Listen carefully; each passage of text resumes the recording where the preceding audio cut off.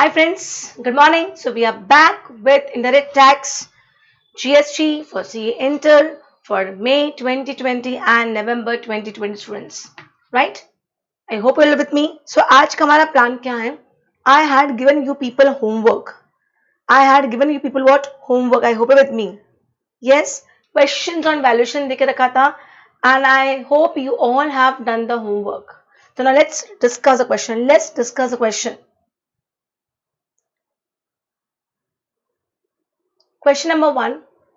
Black and White Private Limited has provided the following particulars relating to goods sold by it to Colorful Private Limited. Particulars: list price of the goods exclusive of taxes and discounts. See, थोड़ा सा ध्यान से question पढ़ना. exclusive बोला है, is 50,000. list price देख रखी है.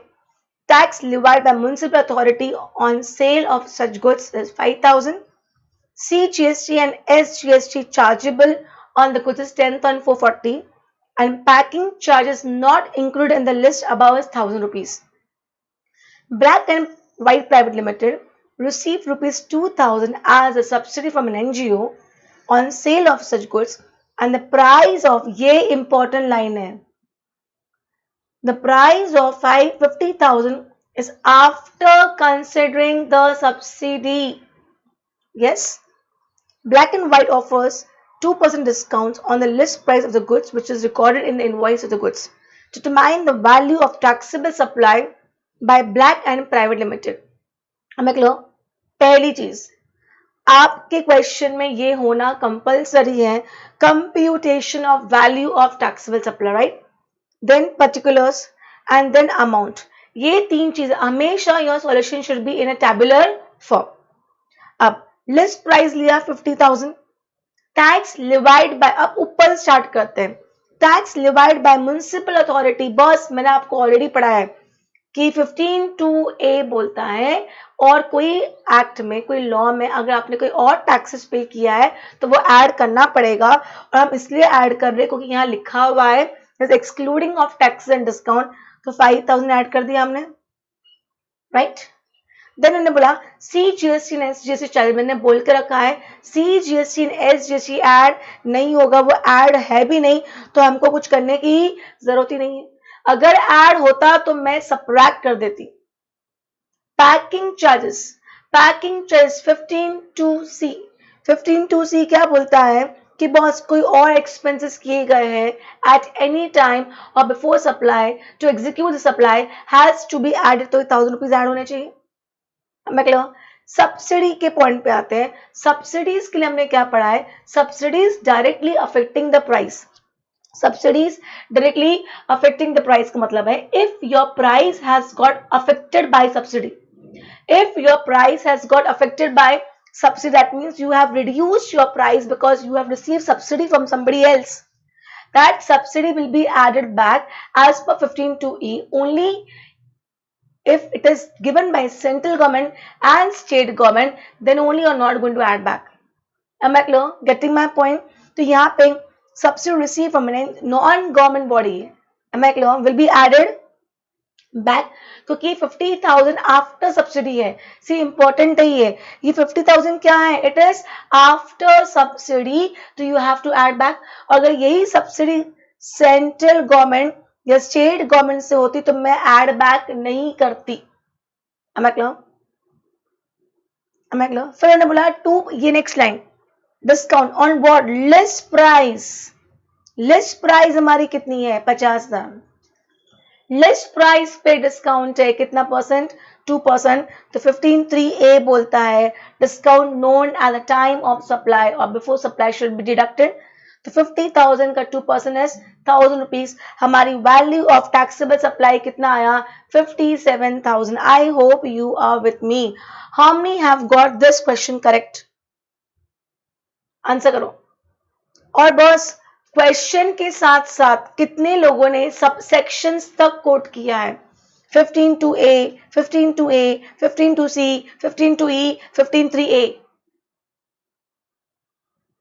How many have written sections also? Sections, subsections के साथ बस presentation makes a lot of difference. आधी जंग आप तभी जीत लोगे जब आपका प्रेजेंटेशन अच्छा होगा. Am I clear? Am I clear? I hope you're with me. Half is there only if you are ready with the presentation. Am I clear? Okay. Very good. Second question. Very good, very good, really good. All good, very good. Question number 2. Samriddhi advertisers conceptualized and designed the advertising campaign for a new product launched by New Moon Private Limited for consideration of rupees 5 lakhs. ठीक है. Samriddhi advertisers own rupees 20,000 to one of its vendors in relation to advertising service provided by New Moon Private Limited. Such liability of Samriddhi advertisers were discharged by New Moon. Boss वापस question read कर रही हूँ. Samriddhi advertisers conceptualize and design the advertisement campaign of a new product launched by New Moon for a consideration of 5 lakhs. Samriddhi and New Moon. Boss पहले तो हमेशा supplier कौन है, recipient कौन है, ये एक चार्ट बना लिया करो. Supplier is Samriddhi, new moon is the recipient. Consideration ये क्या करके दे रहे हैं, सर्विसेज दे रहे हैं. कौन सी सर्विसेज दे रहे हैं, डिजाइनिंग एडवर्टाइजमेंट सर्विसेज दे रहे हैं. मैं क्लियर. रिटर्न में what is he paying, return में he is paying a consideration of 5 lakh rupees. मैं क्लियर. इतना समझा. आगे क्या बोला है, Samriddhi advertises on rupees 20,000 to one of its vendors. Samriddhi को अपने वेंडर को 20,000 पे करना था. ये पे किसको करना था, समृद्धि को करना था, सप्लायर को करना था. In relation to advertisement service provided by to new moon. Such liability of Samriddhi, liability किसकी थी, समृद्धि की, was discharged by new moon. Boss किसने पे कर दिया, रेसिपेंट ने पे कर दिया. 15 टू व्हाट, 15 टू बी. क्या बोलता है, any expense which is of supplier has been paid by recipient and if it's not added in the value you will have to add it. Am I clear? तो ये 20,000 हम add करेंगे. Okay. New Moon Private Limited delayed the payment of concession and as he has to pay interest of 15,000 rupees. Am I very clear? Interest भी add back होगा, interest भी add back होगा, पर मैं आपको ऑलरेडी बता चुकी 15 टू डी. पर इंटरेस्ट के लिए मैं आपको ऑलरेडी बता चुकी हूं कि इंटरेस्ट क्या होता है, इंक्लूसिव ऑफ जीएसटी होता है. इंटरेस्ट क्या होता है, अज्यूम 18%. क्वेश्चन में जीएसटी का रेट दिया हुआ होगा, यहां पे लिख दो GST on advertisement is 18%. Question में लिख दो GST on advertisement services is 18%. Boss हमने पढ़ा था इंटरेस्ट पे वही रेट का जीएसटी लगेगा. आप जो सर्विस प्रोवाइड कर रहे हो, जो गुड्स प्रोवाइड कर रहे हो, उस पे जो रेट होगा वही एप्लीकेबल होगा. Am I clear? Am I clear? तो 5 lakh is service charges, 20,000 is 15 to B and 12712 is 15 to D. Am I very clear? अगर क्वेश्चन में बाय चांस जीएसटी का रेट देके नहीं रखा है, please put an assumption. Put an assumption, assuming GST, assuming, you're assuming when you have not given, I have to assume. I cannot add completely 15,000. Am I clear? Am I clear? क्योंकि वहां पे लिखा है he has paid interest 15,000. ऐसा नहीं है कि interest पे मतलब पे ही कर दिया, मतलब जो भी 15,000 पूरा पे हो चुका है. तो इन शॉर्ट इसके अंदर जीएसटी ऑलरेडी इंक्लूडेड होगा, ये जीएसटी के साथ है. तो राइट व्हाटएवर असम्पशन 18% अज्यूम करके आ जाना. क्या करके आ जाना, 18%. Am I clear? Am I clear? Can I go ahead? Can I go ahead? Question number 2 clear हुआ, कोई कंफ्यूजन बॉस. फिर से प्रेजेंटेशन देखो. Computation of value of taxable supply लिखा है, पर्टिकुलर्स लिखा है, अमाउंट इन रुपीज लिखा है, 1 2 3 ऑर्डर में गए हैं, लास्ट में वैल्यू ऑफ टैक्सेबल सप्लाई लिखा है. Am I very clear? चलो question number 3. From the following information, determine the value of taxable supply as per provision of section 15 of CGST Act. Contracted value of supply is 11 lakh which is including GST at the rate of 18%. ठीक है. तो contracted value of supply includes the following, primary packing है, protective packing है, design and engineering charges है। तो boss ये तो include होना ही चाहिए था, तो अगर इंक्लूडेड है तो कोई बिग डील नहीं है। Other information, commission paid to agent by recipient on instruction of supplier, commission paid to agent by recipient, किसका था? सप्लायर का था। किसको पे करना था ये कमीशन? सप्लायर को। किसने पे कर दिया? रिसिपेंट ने, on instruction of the supplier. Okay, आगे देखते हैं। 5000 freight and insurance charges paid by recipient on behalf of supplier 75,000. I hope you're with me. आगे बढ़ते हैं। let's take suitable assumptions and let's go with the answer. पहले हमेशा computation लिखो, particulars and rupees लिखो।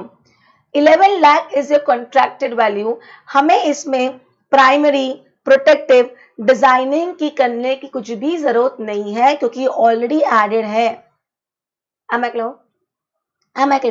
अब वर्किंग, और देखो यहाँ पे लिखा है मैंने working note number 1, working note number 2। आपको जो भी करना है आप वर्किंग नोट में लिख दो। क्या लिखा है? Primary and protective packing. 15(2)(c बोलता है जो भी खर्चे किए एट द टाइम और before supply should be added. Am I clear? Same goes with designing and engineering charges. फिर कमीशन की बात आती, कमीशन फ्रेट की बात आती है।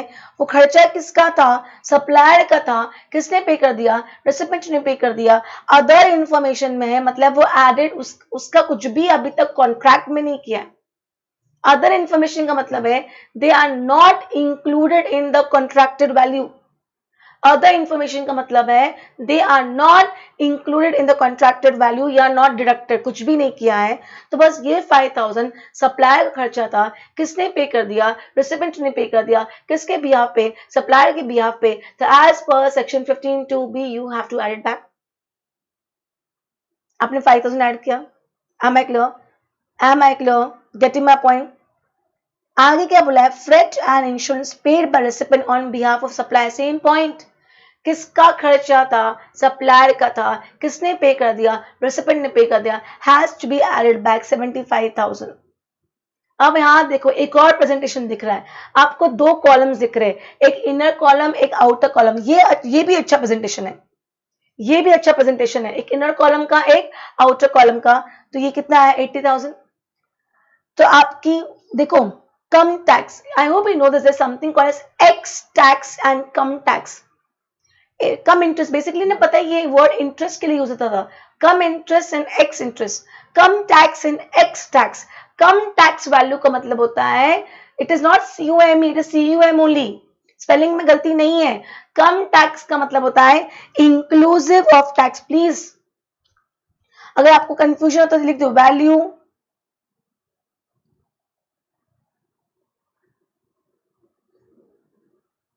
Including tax.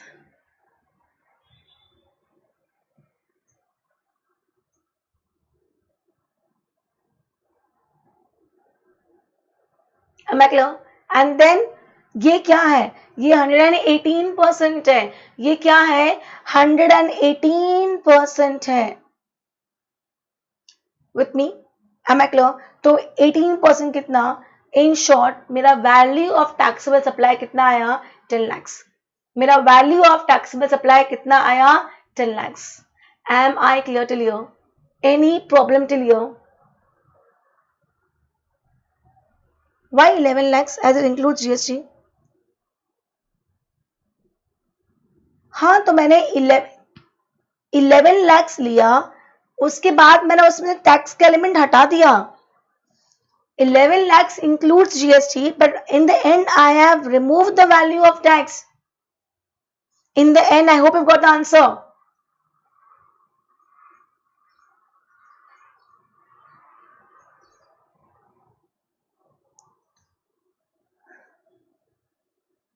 And see, एक और चीज है with suitable assumptions. तो now see, now you can have two assumptions over here. See, अगर थोड़ा सा अगर confusion, I don't know ये confusion add करता है कि नहीं, या तो मैं 11 lakhs मतलब मैं ये assume कर रही हूँ कि 80,000 के अंदर भी GST इंक्लूडेड है, 80,000, like in above questions we have taken as it is 118%. It is, yeah, it is including GST. This 11 lakh is including GST. So I have taken 118% now. लिखा तो है नीचे. Am I clear?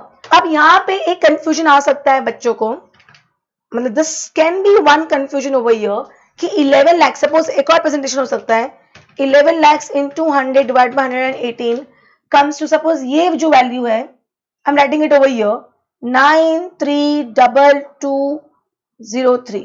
मैंने पहले से इसमें से जीएसटी एलिमेंट हटा दिया, पहले से ही इसके अंदर जीएसटी एलिमेंट मैंने क्या कर दिया, हटा दिया. इफ 118% इज 11 लाख तो 100% कितना, एम आई क्लियर? तो 100 into 11 lakhs divided by 118 comes to 932203, right? और उसके बाद क्वेश्चन आता है ये 5,000 का और ये 75,000 का. ये अब आप, it's up to you, it's up to you, like मतलब you have to put assumptions over here, you have to put assumptions over here कि बॉस ये 5,000 या ये 75,000 के अंदर जीएसटी एडेड है कि नहीं है. अज्यूम करो आप पूरा 80,000 इसमें ऐड करो तो without GST, assuming that you think that इसमें जीएसटी इंक्लूडेड नहीं है, तो वैल्यू क्या आई, 10,12203. Am I clear? But see अब यहाँ पे थोड़ा सा क्लैरिटी क्वेश्चन में कॉन्ट्रैक्टेड वैल्यू दिया है, अदर इंफॉर्मेशन दिया है. Now it's about assumptions. तो what I would say over here, हमेशा ना assumptions ऐसे लेके चलो which should not create that much confusion. According to me, both assumptions, यहाँ पे इन्होंने assume किया है कि 80,000 में GST added है, यहाँ पे हमने assume किया है कि 80,000 में GST added नहीं है. तो I think whatever you do, you put your assumption. See, because when you have not made yourself clear, so I have to assume things. So when I have to assume things, you have to put your assumptions. Am I clear? समझा? यहाँ पे if I see with the solution given in the book कि 80,000 उन्होंने add कर दिया और total value क्या आ गई, 11,80,000 आ गई. मतलब they have assumed that 80,000 में GST added है. Am I clear? And other way round, मैं अगर शायद ये अदर सॉल्यूशन सॉल्व करती कि बस 11 लाख में से मैंने वैल्यू निकाल दिया और 5,175 ऐड करके जो वैल्यू आया ये मेरा टैक्सेबल वैल्यू है. I hope with me. I think whatever you see when there is some sort of data missing, so you, and it's written in the question itself. It's written in the question itself. Give reason with suitable assumption wherever necessary. It's written in the question only. So wherever you take assumptions, you write that assumptions. Assuming this. Am I clear? Am I clear? Getting my point? When assumptions की बात आती है ना, you will never have one answer. You'll have two answers depending upon what assumption you will take. Any other confusion? Any other confusion?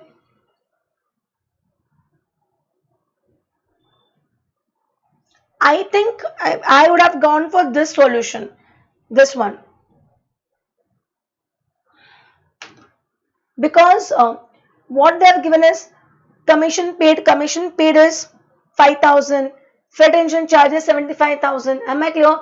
So somewhere or the other, I feel that this amount should not be inclusive GST. All others clear?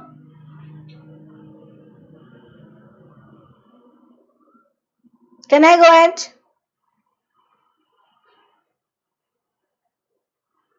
Please reply. Can I go ahead?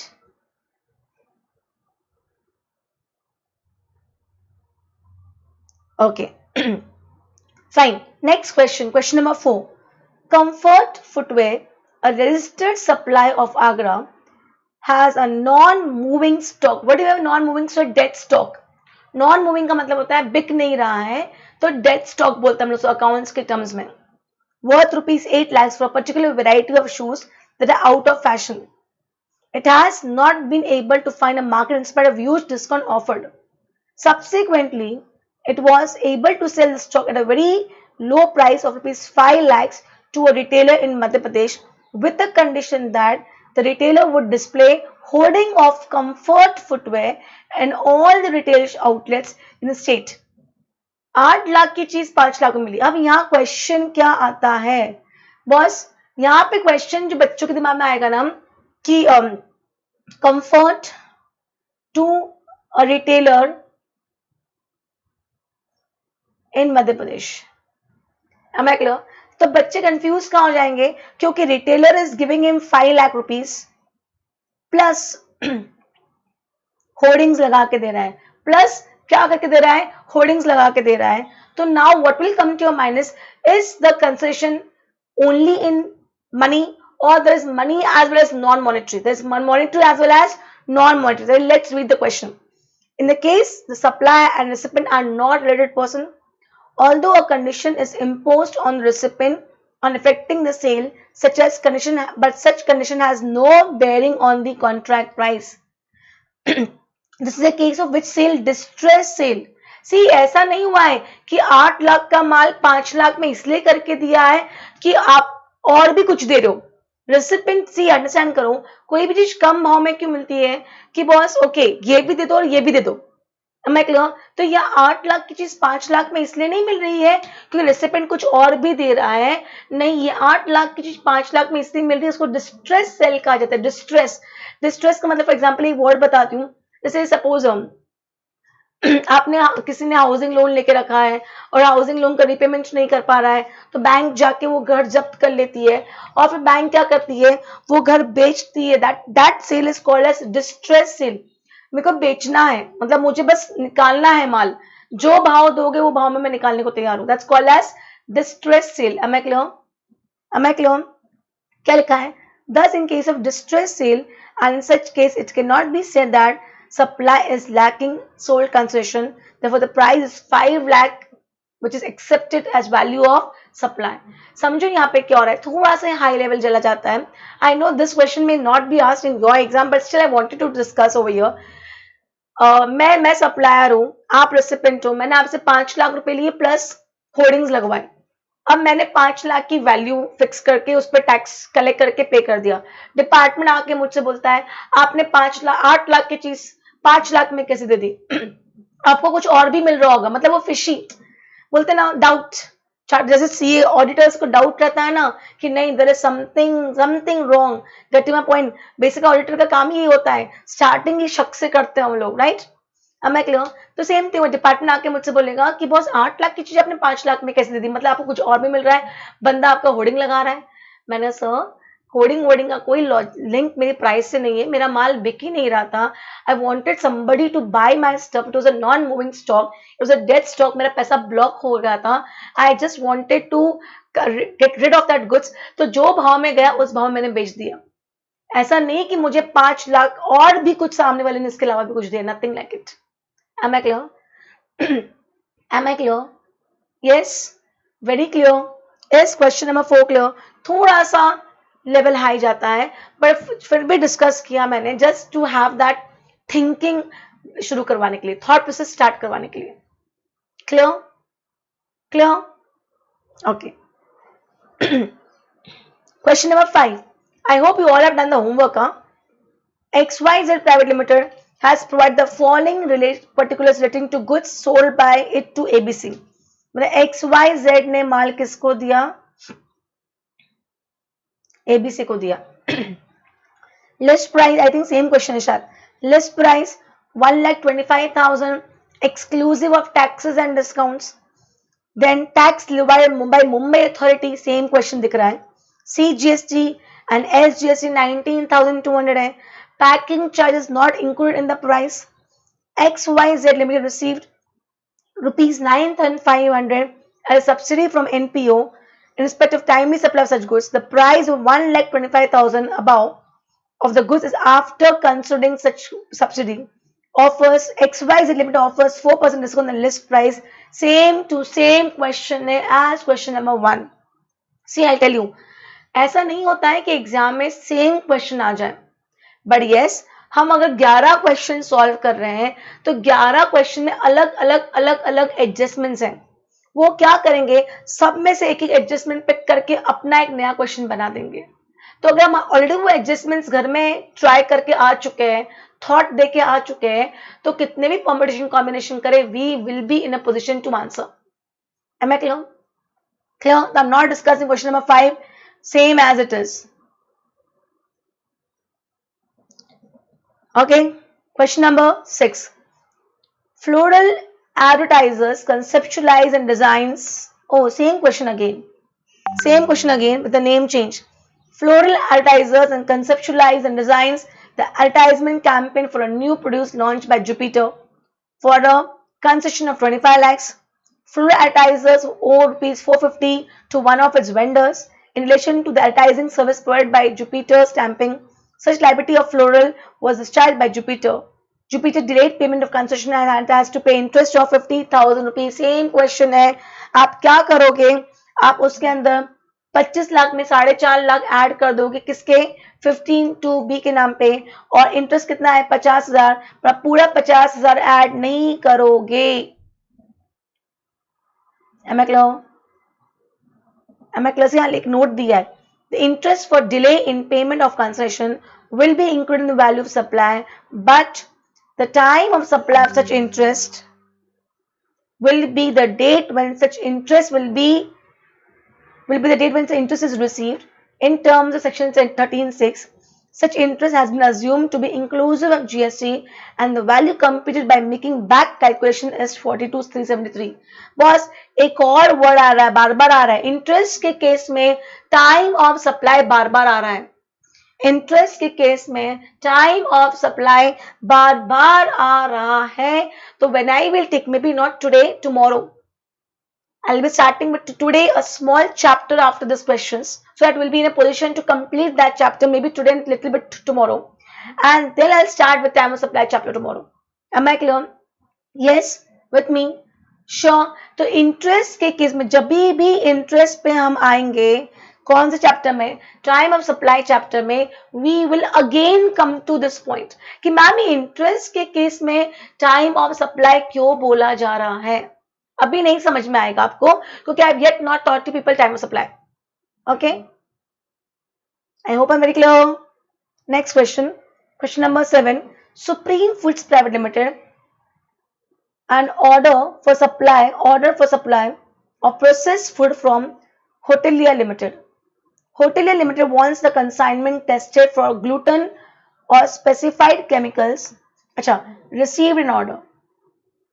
यहाँ पे word डाल दो.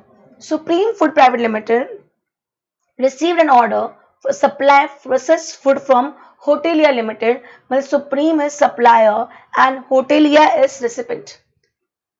Hotelier Limited wants the consignment tested for gluten or specified chemical residues. Hotel limited वाले को क्या चाहिए था कि बॉस मैं ये प्रोसेस फूड आपसे लेने को तैयार हूं, पर उसके पहले मुझे आपने केमिकल टेस्टिंग करके दे दो. ग्लूटेन कितना है, अननेसेसरी ज्यादा केमिकल्स होगा, मेरे कस्टमर खरीदेंगे नहीं.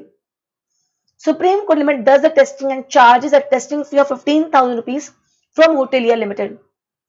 Supreme Food Private Limited argue that such testing fees should not be part of consideration for sale as it is a separate activity. Assume करो एक पॉइंट अगर कि सपोज प्रोसेस फूड कितने का है, 10 लाख का. सपोज प्रोसेस फूड कितने का है, 10 लाख का. तो सुप्रीम फूड बोल रहा है कि 10 लाख पे तो मैं जीएसटी पे करने को तैयार हूं, ये 15,000 पे जीएसटी नहीं लगना चाहिए because it is a separate activity. Food अलग, टेस्टिंग अलग.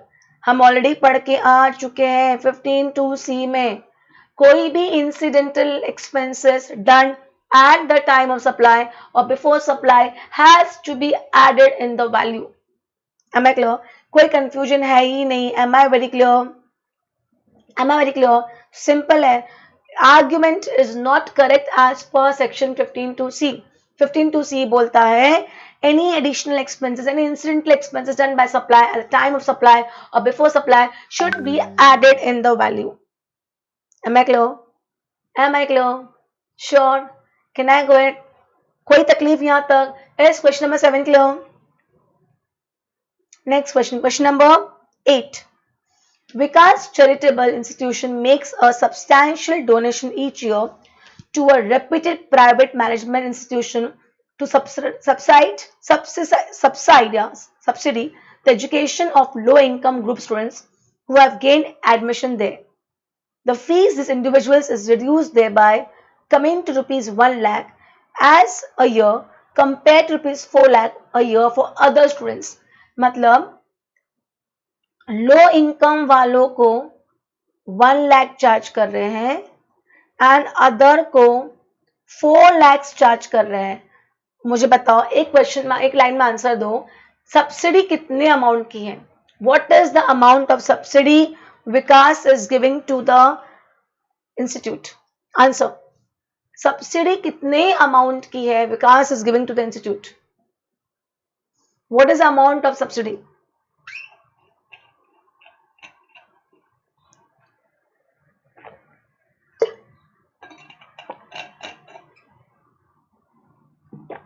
मैंने बहुत डिफिकल्ट क्वेश्चन नहीं पूछा है.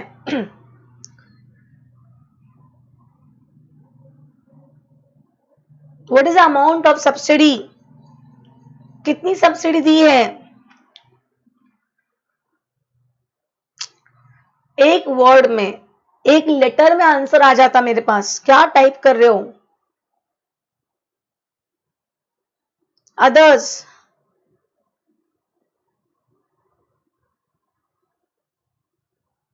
Still I am not getting answer from everybody. Yes, 3 lakhs. See, normally मैं 4 लाख चार्ज करती हूँ. Normally I charge 4 lakh. But if I'm charging 1 lakh, why I'm charging 1 lakh? Because I got 3 lakhs as subsidy. So total will become 4 lakhs. Am I very clear? तो value कितनी हो जाएगी 4 lakhs की? 1 plus 3. Am I clear? क्योंकि subsidy किस 15(2)E बोलता है, subsidy किससे मिली आपको अदर देन गवर्नमेंट सब्सिडीज है. It has to be added back if it has affected the price. Am I clear? क्या मेरी प्राइस अफेक्ट हुई है? Yes. Am I clear? Can I go ahead? Okay, next question. Question number 9. Floral advertising and advertisement firm gives an interest-free credit of period of 30 days for payment to the customer. Okay. अगर आपने 30 दिन में payment कर दोगे तो मैं कोई interest charge नहीं करूंगा. मतलब I am giving you a credit of 1 month.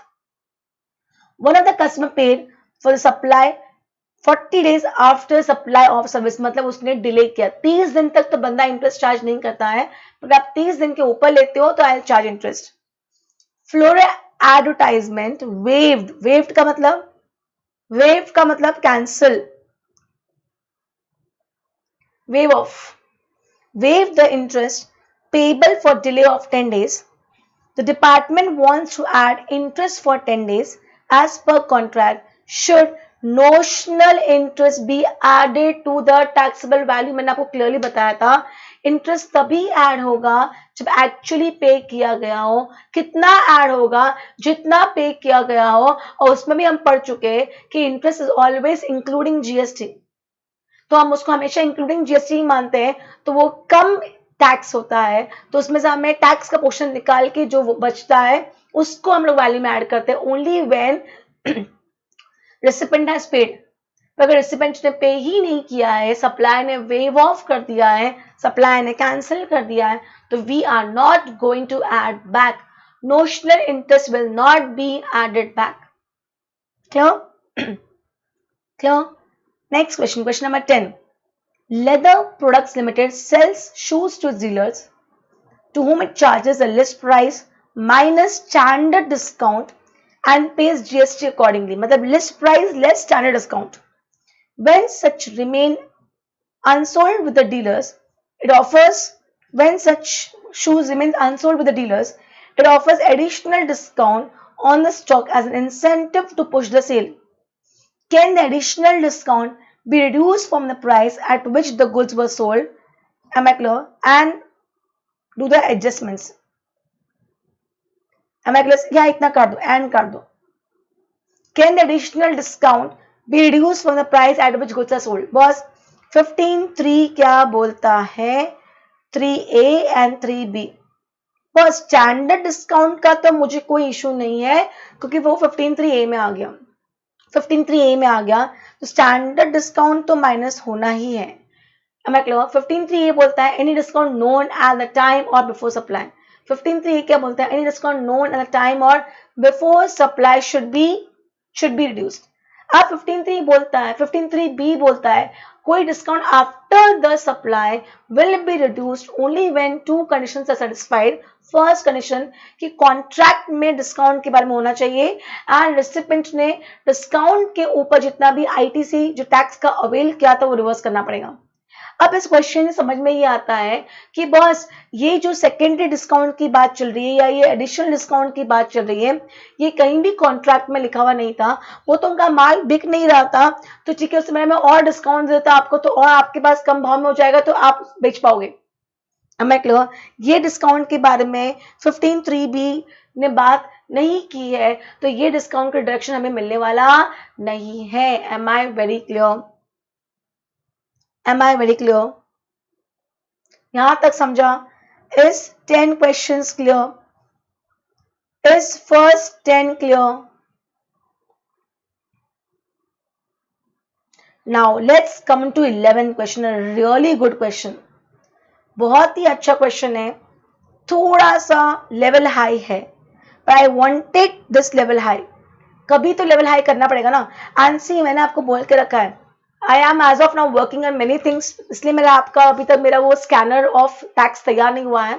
Chapter wise I will be giving you questions which is basically from where RTP, mock test papers and past exam question papers. Am I clear? Getting my point? I hope with me chapter wise. तो as is अभी तो let me अपन एक काम करते ना, हमारी preparation कर लेते हैं, मतलब सब्जेक्ट समझ लेते हैं। The day subject gets over फिर हमको देखना है कि okay do I know valuation, तो do one thing, valuation revise करो और जो क्वेश्चंस मैं दूंगी वो सॉल्व करो। Am I clear? Same questions वापस सॉल्व करोगे तो बहुत आधी टाइम तो हमको आंसर्स याद हो जाते हैं, आजकल ऐसा हो गया, हमारी मेमोरी ऐसी है। Am I clear? तो उसे हम कुछ नए वैरायटी क्वेश्चंस हो सकते हैं या नए नाम से हो सकते हैं, लेट्स सी, वो अपन बाद में देखेंगे। Question number 11, Kavya. पहली बात तो ना इस क्वेश्चन का सबसे बड़ा प्रॉब्लम क्या पता है? लंबा question, a very important question है। सबसे बड़ा प्रॉब्लम क्या है? वेरी लेंदी, मतलब ऊपर का पढ़ने के बाद जब नीचे का पढ़ने आते हैं तो ऊपर का भूल जाते हैं, फिर हमको वापस पढ़ना पड़ता है। यहां जाके बच्चा ना थोड़ा डर जाता है। बस please I tell you one thing, अगर लेंदी आपके लिए है तो लेंदी सबके लिए है। This is what was given, this was what was taught to me by my brother. अगर पेपर डिफिकल्ट आपके लिए तो पेपर डिफिकल्ट सबके लिए, अगर पेपर लेंदी आपके लिए तो पेपर लेंदी सबके लिए, अगर क्वेश्चन लेंदी आपके लिए सब, तो जो माइंडसेट आपका है वही माइंडसेट सबका रहता है यार। इसे एक्सेप्शन स्टूडेंट सब जगह रहते हैं। तो एक्सेप्शन कितने होते हैं भैया? 100 में एक नहीं, लाख में एक बच्चा होता है जो एक्सेप्शनली अलग होता है। हम बोलते हैं ना गॉड गिफ्ट है, तो वो गॉड गिफ्ट वाले बच्चे की बात नहीं कर रही, हम हमारे ऐसे नॉर्मल बच्चे की बात कर रही। We are normal people, we are not god, we don't have god gifted brain कि एक बार रीड किया समझ में आ गया, नहीं, हमको ना बार बार रीड करना पड़ता है। तो मेजॉरिटी यही होता है। तो एग्जाम में टेंशन में बताना पता है, टेंशन में क्या जाता है, अरे यार वापस पढ़ना पड़ेगा, टाइम चला गया। अरे बॉस, जो पेपर सेटर होता है ना, वो पेपर सेट करते वक्त ये सब मेंटालिटी का ध्यान रखता है बच्चों की, उसके हिसाब से वो ऐसा ही पेपर सेट करता है जो 3 आवर्स में कंप्लीट हो जाए। Am I clear? Okay. Question number 11. Kavya Trade Links Private Limited is a registered manufacturer of premium ceiling fans. Okay, ठीक है. It sells its fans exclusively through distributors appointed across the country. ये कौन है? काव्या कौन है? Manufacturer. Kavya किसको देता है? डिस्ट्रीब्यूटर्स को देता है। डिस्ट्रीब्यूटर्स कहाँ है? हर स्टेट में डिस्ट्रीब्यूटर्स है। तो काव्या जाके रिटेलर का बिजनेस नहीं कर रहा है, काव्या किसको माल दे रहा है? डिस्ट्रीब्यूटर्स को माल देता है। क्लियरली लिखा है, it sells its fans exclusively through distributors only. Am I clear? Distributor के थ्रू ही माल बेचता है। The maximum MRP printed on the package of the fan is 10,000. MRP 10,000 है, मतलब रिटेल प्राइस 10,000 है। कस्टमर को आप 10,000 के ऊपर तो माल दे ही नहीं सकते। रिटेलर वो भी कौन? रिटेलर से एक चेन होती है, manufacturer to distributors to wholesalers to retailers to consumer. Am I clear? तो ये रिटेलर कंज्यूमर को मैक्सिमम कितने में दे सकता है? 10,000 में दे सकता है, क्योंकि एमआरपी लिखी हुई है बॉस। ये गवर्नमेंट डिसाइडेड है कि एमआरपी एक्ट है हमारे पास, एक नॉट इन योर सिलेबस, एक जनरल नॉलेज के लिए बता रही हूँ। एमआरपी एक्ट है, एमआरपी में लिखा हुआ है जितना मैक्सिमम रिटेल प्राइस है आप उससे ऊपर तो चार्ज कर ही नहीं सकते हो। तो वो उसमें अगर चार्ज किया है तो consumer can go to consumer forum, जागो ग्राहक जागो वाला कॉन्सेप्ट पढ़ा हुआ ना, ऐड ग्राहक जागो। कितनी बार हम सामान खरीदने के पहले एमआरपी तो देखते हैं, अरे इस पे 100 रुपए लिखा है अंकल आपने 105 कैसे चार्ज किया? MRP is what? Maximum retail price. तो वो तो कौन बेचेगा? रिटेलर बेचेगा। हमारी जो बात अभी इन दोनों के बीच में चल रही है, ये काव्या है, ये डिस्ट्रीब्यूटर है। ओके आगे बढ़ते हैं। हाँ, द कंपनी सेल्स, एमआरपी कितना है? 10,000। The company sells the fans to distributors at ₹7,000 per fan exclusive of taxes and GST कितना देके रखा है? 18%। मैंने इसलिए आपको बोला अगर आपको कहीं भी जीएसटी का रेट लगाने की बात आती है और जहां रेट देके नहीं लग रखा है, अज्यूम 18%, 18% मान लो कि सबसे कॉमन रेट इज 18%। ओके, तो ये इसको कितने में दे रहा है? 7,000 में दे रहा है।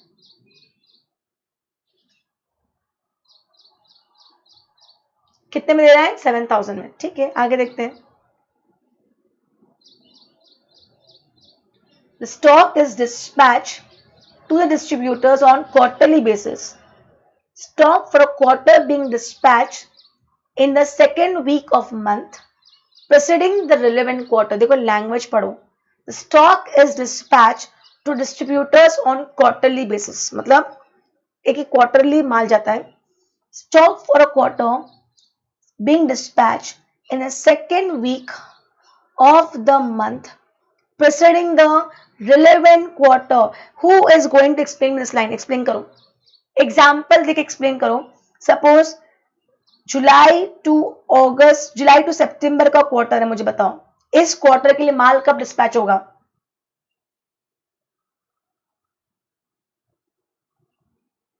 देखो आई एक्सप्लेन क्या लिखा है।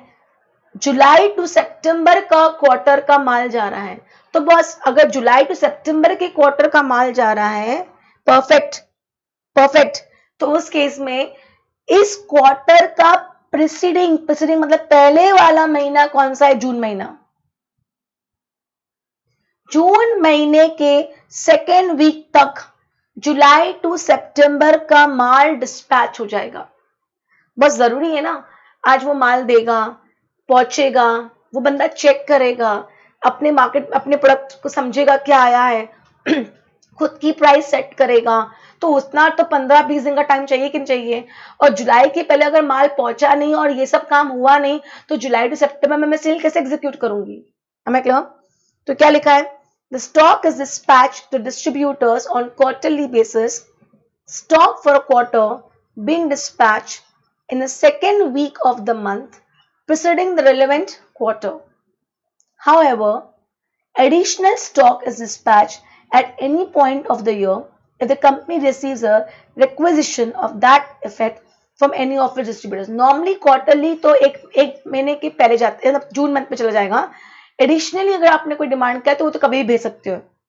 The company charges ₹1,000 per fan from distributors towards packing expenses. Packing expenses के लिए ₹1,000 और लेता है।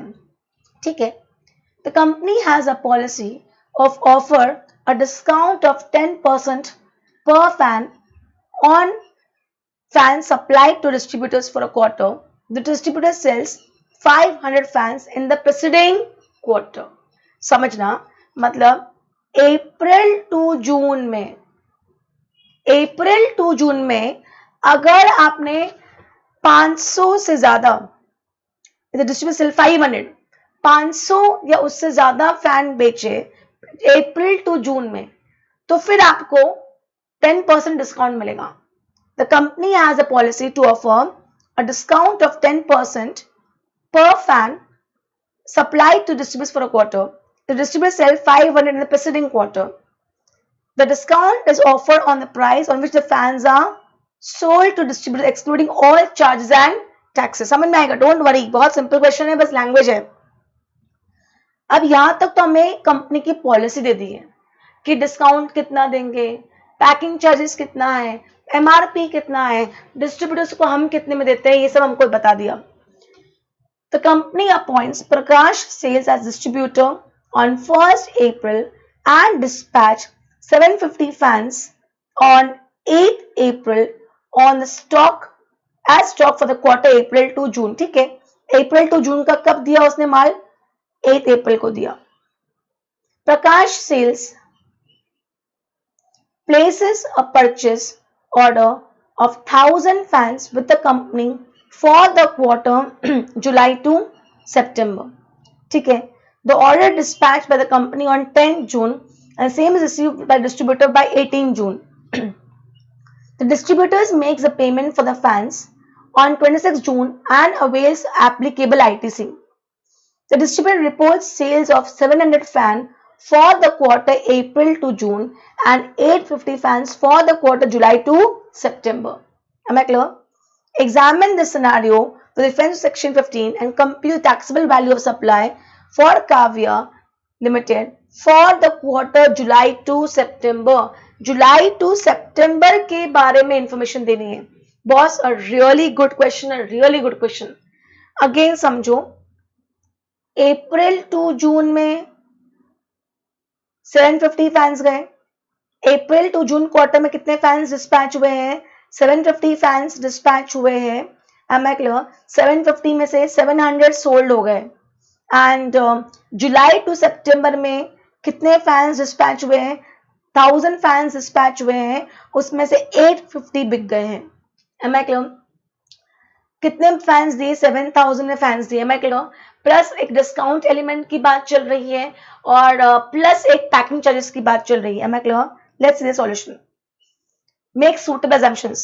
As per section 15 subsection 3, the value of supply shall not include any discount which is given. ये तो 15.3 के बारे में हम लिख रहे हैं, 15.3 के बारे में लिखा है अभी. अब नेचर ऑफ डिस्काउंट की बात करते हैं. नेचर ऑफ डिस्काउंट की बात करते हैं. बस क्या 15.3b लग रहा है? लगेगा, क्योंकि अग्रीमेंट में देख के रखा है कि अगर आपने 500 से ज्यादा या 500 के ऊपर अगर आपने सेल किया तो आपको फिर 10% डिस्काउंट मिलेगा. In the given case, Prakash sales is entitled of 10% discounts on fans supplied by Caviar for quarter July to September, as it has sold more than 500 fans in the preceding quarter. April to June में उसने 500 से ज्यादा fan बेचे हैं, तो जुलाई to सितंबर में he is eligible for discount. However, so the entire stock for the quarter July to September has already been dispatched by Caviar in the month of June only. The discounts on the fans supplied to Prakash for the quarter July to September will be post supply discount. Important point. देखो, माल तो कब चला गया था? जून में चला गया था ना, तो अप्रैल टू जून का सेल मुझे जुलाई में पता चलेगा. अप्रैल टू जून का सेल मुझे कब पता चलेगा? जुलाई में ही पता चलेगा. आई होप यू गेटिंग मी. तो जब मैंने और उन्होंने क्या किया, जुलाई टू सितंबर का माल कब डिस्पैच कर दिया? जून में डिस्पैच कर दिया था, तो तब तो उनको सेल मालूम नहीं था कौन से क्वार्टर का, अप्रैल टू जून का. तो उन्होंने जब जुलाई टू सितंबर का माल डिस्पैच किया, उस पर उन्होंने इंटरेस्ट का उस पर डिस्काउंट 10% नहीं दिया होगा. Am I clear? इसलिए कौन सा डिस्काउंट है ये? Post supply discount. Allowability of discount on assumption. बस आईटीसी की कहीं बात नहीं की पूरे क्वेश्चन में. आई थिंक कहीं बात नहीं की है कि रिवर्स करेंगे कि नहीं करेंगे, हम अज्यूम करेंगे. Such post supply discount will be allowed as a reduction from the value of supply since discount policy was taken before. See, discount की policy मतलब मेरी एक condition satisfy हो जाती है कि discount के बारे में agreement में लिखा था. Such post supply discount will be allowed as a reduction from the value of supply since the discount policy was taken before the time of such supply, and discount can be specifically linked to relevant invoices. Invoices pertaining to fans supplied to Prakash for quarters July to September.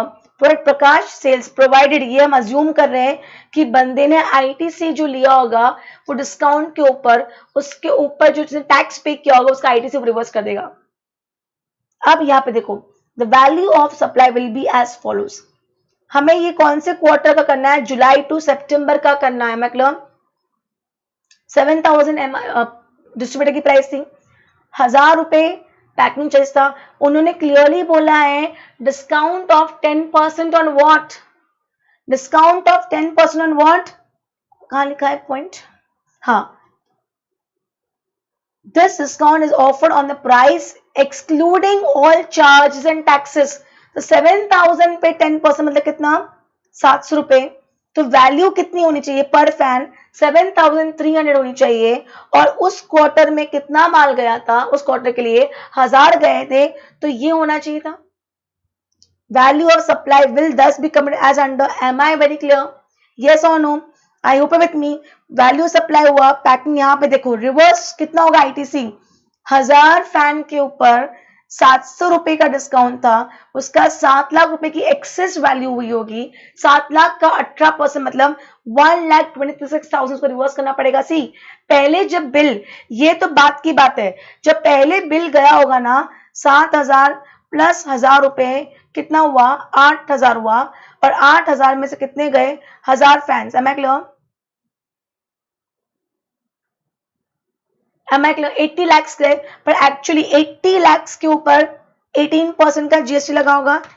80 lakh के ऊपर 18% का GST कितना होता है, 1,44,000 का होता है, 14 lakh sorry 14 lakh 40,000 का होता है। और पर एक्चुअली होना क्या चाहिए था, अगर हमें डिस्काउंट के बारे में पहले से मालूम होता, तो 7,000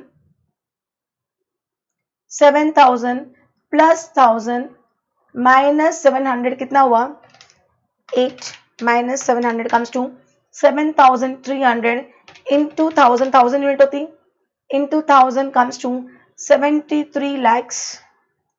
इसका 18% कितना होता, 1 एक मिनट 7300 into 1000 का 18% 1314। कुछ कैलकुलेशन में गलती हुई है क्या अपनी,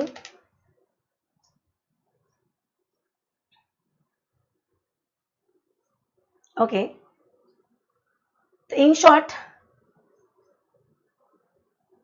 80 lakhs,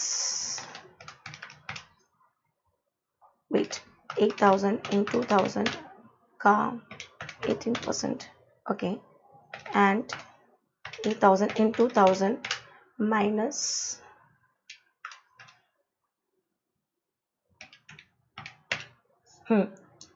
ये डिफरेंस कितने का है, 7 लाख का डिफरेंस कितने का है, 7 लाख का, आई थिंक ऊपर 7 लाख का 18% कम्स टू 126, ओके।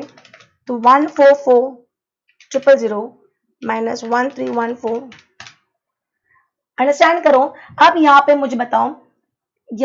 मुझे बताओ कुछ कैलकुलेशन गलती हो रही है क्या, just let me get the difference. Exactly 7 lakh का रुको, 7,000 plus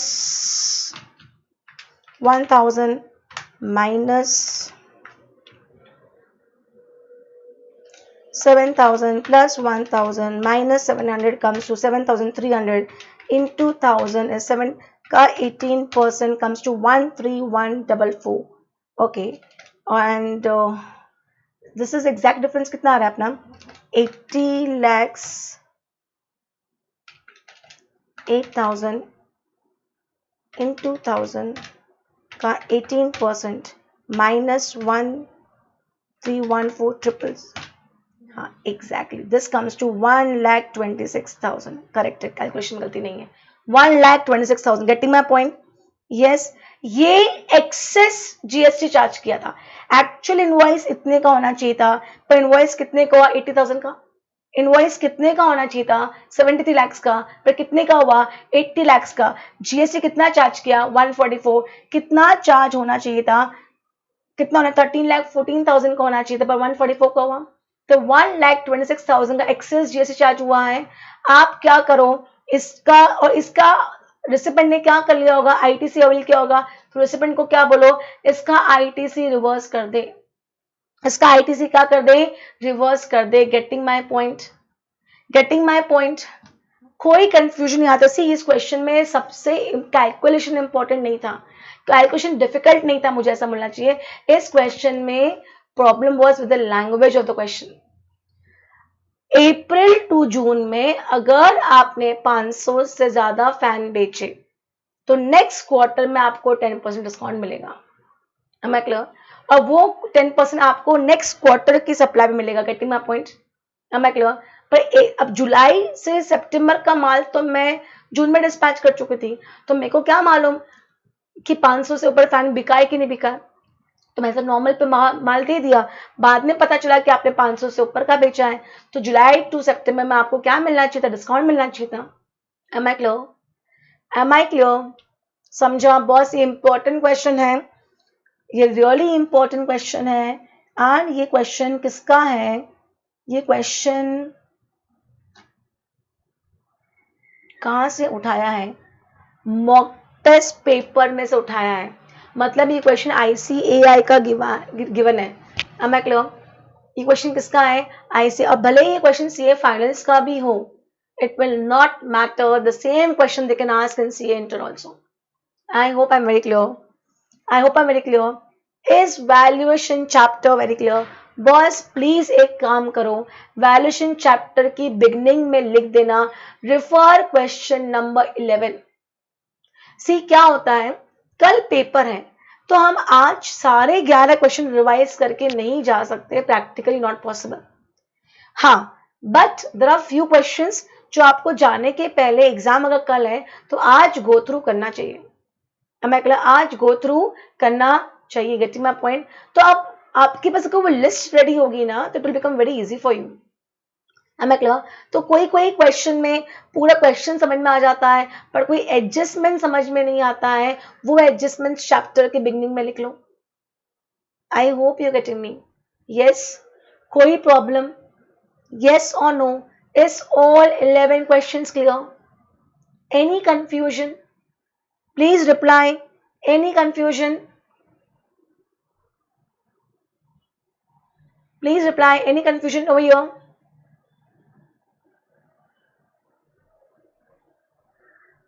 Okay. So thank you. We are done with valuation chapter along with the questions. Okay. Thank you. Bye bye. Take care.